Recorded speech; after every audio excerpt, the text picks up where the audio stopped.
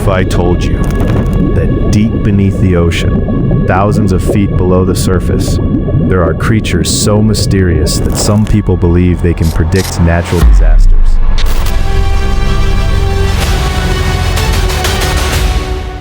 Sounds impossible, right?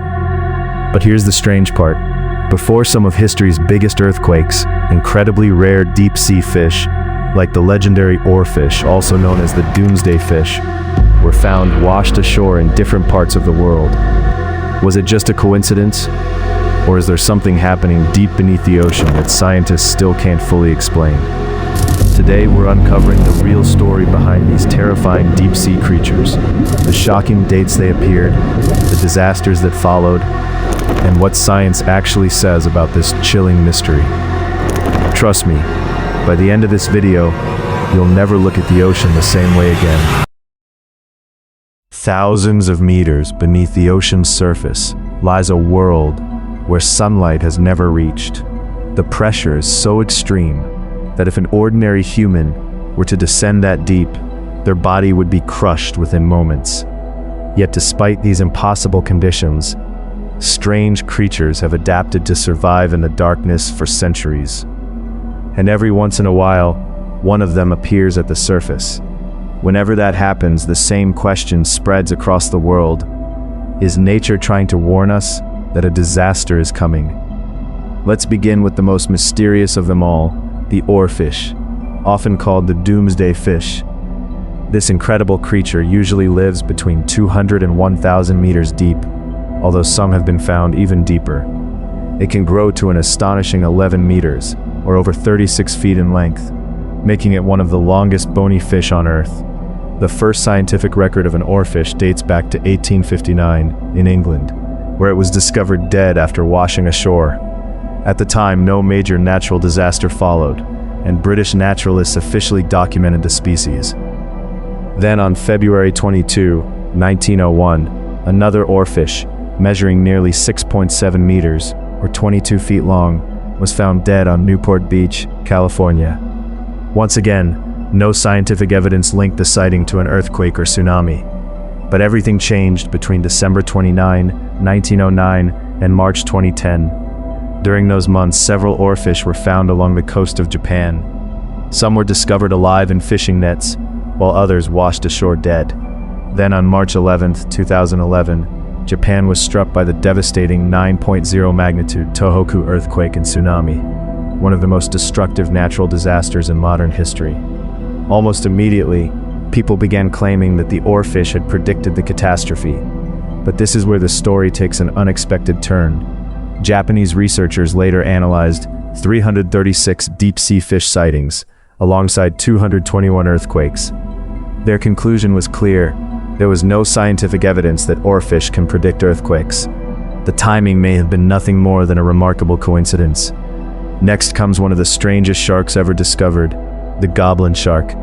This bizarre predator lives at depths between 270 and 1,300 meters. In January 2003, fishermen in Japan accidentally caught one alive in a deep-sea fishing net. It was transferred to an aquarium, but after surviving only a few days, it died.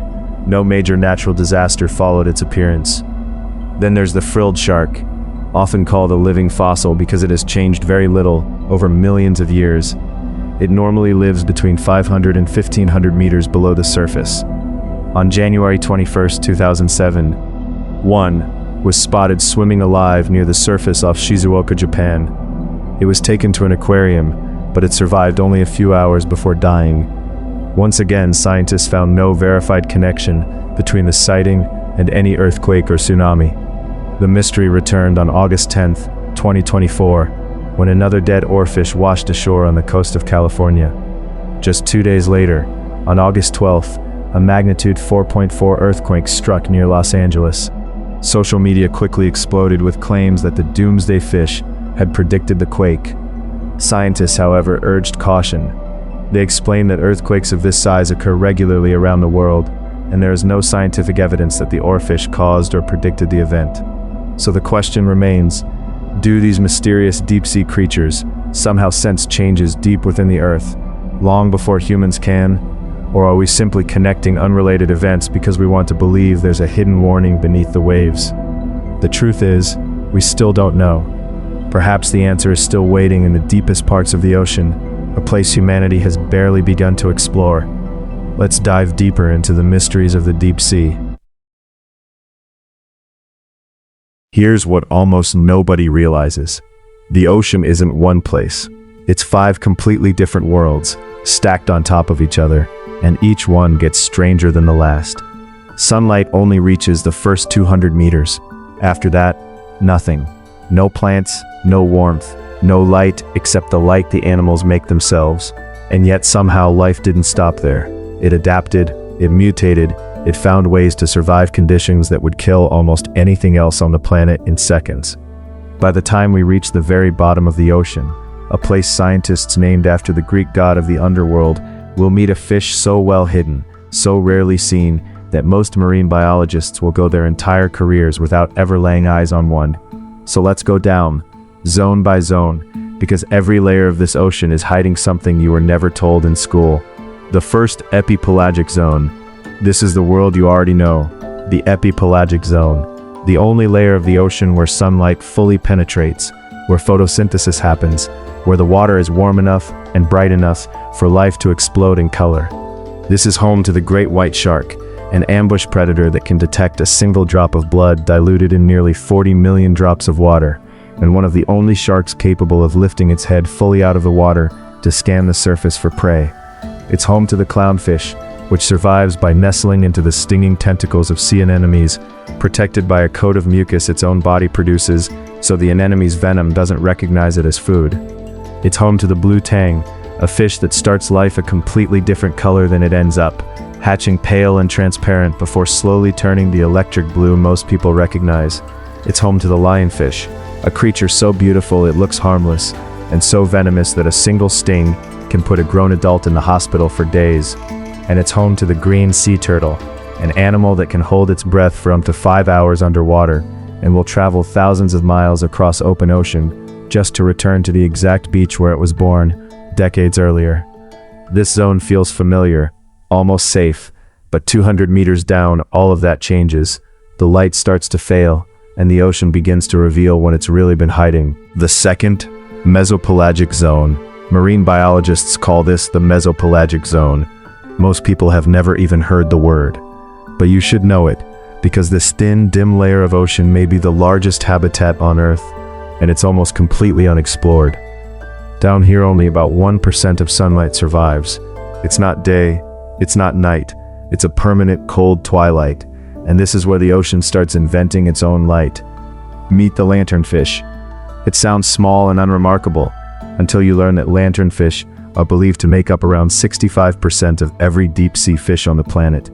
They are, without question, one of the most successful vertebrates that has ever existed, and almost nobody outside of marine science has ever heard their name. Every single night they rise hundreds of meters toward the surface to feed under the cover of darkness, then sink back down before sunrise, creating what scientists call the largest migration of biomass on Earth, repeating every single day, largely invisible to us. Then there's the viperfish, teeth so long they don't fit inside its mouth, curving backward past its own eyes so it can impale prey and hold it in place like a living cage. The barrel-eye fish is stranger still. Its head is transparent. You can look directly through its skull and watch its tube-shaped eyes rotate inside a dome of clear fluid, constantly scanning upward for the silhouette of prey passing overhead. The hatchetfish has evolved a defense so precise it borders on magic. Along its belly, rows of light-producing organs glow downward, matching the exact color and intensity of the faint sunlight above, erasing its own shadow so predators below can't see it at all. Scientists call it counter-illumination. It is, quite literally, camouflage made of light. And then there's the bristlemouth, a fish so small, so plain, that you'd never look at it twice.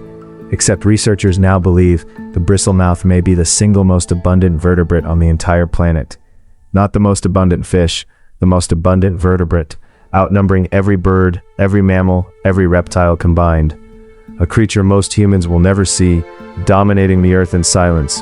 This is the Twilight Zone, and it hasn't even gotten dark yet. The third, Bathypelagic Zone. Below 1,000 meters, the last trace of sunlight disappears completely. This is the Bathypelagic Zone, the midnight zone. Total permanent darkness for the rest of time. And this is where the ocean's most infamous monster lives, the anglerfish. You already know its silhouette, the enormous teeth, the glowing lure dangling above its head like a lantern. But here's what almost nobody tells you. The anglerfish's real story isn't about its hunting. It's about how it reproduces, and it might be one of the strangest survival strategies in the entire animal kingdom. In the crushing dark of the midnight zone, fish are spread so far apart that finding a mate even once in a lifetime is almost impossible. So evolution found an extreme solution. When a tiny male anglerfish finally finds a much larger female, he bites into her body and never lets go. Enzymes dissolve the tissue at the point of contact. Their skin fuses together. Their blood vessels merge into a single shared circulatory system. Over time, the male's eyes disappear. His fins disappear. His organs shut down one by one until almost nothing is left of him, except the one thing the female needs, a permanent built-in source of sperm, fused to her body for the rest of her life. Some females carry more than one male fused to their sides at once. It sounds impossible. It sounds like something out of a horror film. But scientists studying this process discovered something even stranger. The female's body should reject the male's tissue completely, the same way a human body rejects a mismatched organ transplant. Instead, anglerfish evolved to partially disable their own immune systems, just to make this permanent fusion survivable. In a place with almost no food and almost no light, evolution decided the safest way to guarantee reproduction was for two animals to become one. But the anglerfish isn't alone down here. The dragonfish patrols these depths with long, whisker-like barbels hanging from its chin, some nearly as long as its entire body, tipped with a glowing lure to draw curious prey close enough to strike. The fangtooth, despite being barely 6 inches long, has the largest teeth relative to body size of any fish in the ocean, so oversized that it has evolved special sockets on the roof of its own mouth, just so it can close its jaw without stabbing itself in the brain. The gulper eel carries a mouth so enormous it looks like a mistake, a hinged, expandable jaw that can unfold wider than its entire body, allowing it to engulf prey far larger than itself in a single motion. And the black swallower takes this to an even more extreme place. Its stomach can stretch to several times its normal size, letting it swallow fish larger than its own body whole. So large that the prey begins to decompose inside it faster than it can be digested, and the swallower dies from its own meal, found floating at the surface, its stomach still swollen with a fish it could never have caught, and never should have eaten. This is a place where evolution stopped optimizing for elegance, and started optimizing for one thing only, survival, at any cost. And we're still not at the bottom. The fourth, Abyssopelagic Zone. Now we enter the Abyssopelagic Zone, the abyss, a place of crushing pressure and near-freezing cold, where sunlight has been a distant memory for thousands of meters, and food is so scarce that almost nothing lives here permanently. This is where the ocean floor becomes an alien landscape, and where fish had to evolve some of their most bizarre body shapes just to survive. Meet the tripod fish. Instead of swimming to hunt, it has evolved 3 long, rigid fin rays that extend downward like stilts, allowing it to prop itself up and stand perfectly still on the seafloor, facing into the current, waiting, motionless for hours, for food to drift directly into its mouth. In a world with almost no energy to spare, standing still may be the smartest hunting strategy ever evolved. The grenadier, sometimes called the rat tail, is believed to be one of the most numerically dominant fish groups on the entire ocean floor. A scavenger perfectly built for a world of leftovers, drifting along the bottom, following the faint scent of anything that has died and sunk from the world above. The cusk eel and the deep-sea brotula live even deeper still, and one particular cusk eel species is at the center of one of the strangest scientific debates in modern oceanography. But we'll come back to that in a moment. And the abyssal snailfish has evolved a body that looks almost unfinished. Soft, gelatinous, nearly boneless, built from tissue so pressure-resistant that a rigid, bony skeleton like ours would be crushed instantly down here. Because at this depth, being hard and strong isn't an advantage anymore. Being soft is what keeps you alive. The fifth Hadalpelagic Zone. And now we reach the final layer, the deepest place on this entire planet. Scientists call it the Hadal Zone, named directly after Hades, the Greek god of the underworld, because this is, quite literally, as close to the underworld as our ocean gets. Down here, the pressure is so extreme that it would instantly crush a human body into something unrecognizable. The cold hovers just above freezing, and for over 100 years, most scientists genuinely believed that nothing with a spine could possibly survive here. They were wrong. This is home to the Mariana snailfish, a pale, almost translucent creature discovered swimming calmly at depths beyond 8,000 meters inside the Mariana Trench, the deepest place on Earth. It has no scales, no swim bladder, a body so soft it looks more like a tadpole than a fish. And yet, remarkably, it appears to be the top predator in its entire ecosystem, hunting tiny crustaceans in complete darkness, under pressure that would liquefy almost anything else with a backbone. Nearby, in trenches scattered across the globe, researchers have documented other Hadal snailfish, the Kermadec snailfish off New Zealand, and species found in the Japan Trench, each one adapted to an impossibly narrow band of crushing depth, each one essentially trapped in its own private trench, unable to survive anywhere shallower or deeper than the exact conditions it evolved for.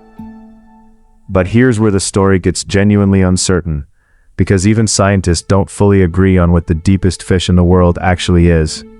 For decades, a strange eel-like cuskfish called Abyssopelagic Zone has held the official scientific record, reportedly found at depths of over 8,000 meters. Most researchers still consider it the deepest fish ever documented, but the record itself is shaky. The data comes from old expeditions, inconsistent measurements, and specimens gathered decades apart. And modern biochemists studying deep-sea fish now believe there may be a hard biological limit to how deep a fish can survive at all, somewhere around 8,000 to 8,500 meters, based on the chemistry that keeps their cells from collapsing under pressure. Which means the current record holder may not survive scientific scrutiny much longer. And the Mariana snailfish, directly observed, filmed, and captured alive at nearly the exact same depth, may end up taking its place. And then there's the story we started with, Jacques Piccard in 1960, sitting at the very bottom of Challenger Deep, deeper than any fish has ever been scientifically confirmed to live, claiming he saw a flatfish resting calmly on the seafloor. If true, it would shatter everything scientists currently understand about the biological limits of life in the deep ocean. But when other scientists reviewed his account, most concluded he almost certainly saw something else entirely, likely a sea cucumber, drifting along the bottom, briefly resembling a fish in the dim glow of his submarine's lights. And yet, over 60 years later, marine biologists are still debating it, still publishing papers about it, still unable to fully rule it out. Because that's the truth about the deepest parts of our own planet. We have better maps of the surface of Mars than we do of most of our own ocean floor. Think about that for a moment. Every fish you just met, the anglerfish fused permanently to its mate, the tripod fish standing motionless for hours in total darkness, the snailfish thriving at pressure that would kill almost anything else with a spine, none of them are rare mistakes of evolution. They are proof of something much bigger. That life doesn't need light. It doesn't need warmth. It doesn't even need the comfort of not being crushed. It only needs one thing: enough time and enough pressure to find a way. We've explored more of the moon than we have of our own ocean floor. There are entire mountain ranges down there we've never mapped, entire trenches we've never touched, and almost certainly entire species living in total darkness right now that no human being has ever seen. So here's the question worth sitting with. If life can adapt to survive in a place with no light, no warmth, and pressure that would crush a submarine, a place we've barely begun to explore, sitting right here on our own planet, what else might still be down there, waiting in the dark, that we simply haven't found yet?